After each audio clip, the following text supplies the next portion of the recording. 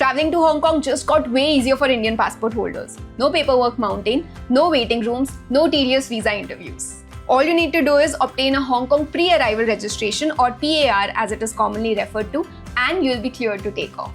In this video, we are going to tell you how to get your Hong Kong PAR in a few simple steps, so stay tuned. You can apply for your Hong Kong PAR at least 5 to 7 days before your trip. If you're traveling with children, you'll have to get a PAR for them as well. The PAR will allow you to stay in Hong Kong for 14 days for tourism purposes only. Before you apply for a Hong Kong PAR, here's what you'll need. Indian passport with at least 6 months of validity, basic personal information like your name, date of birth and passport number, a printer or access to one because you'll need to carry a physical copy of the PAR. And that's it. Now let's check out the steps to apply for the Hong Kong PAR. Head to the Atlas website or app and search for Hong Kong. Upload the front page of your passport followed by the back side. Add your phone number and email address where you want to receive your Hong Kong PAR. Check your details and submit.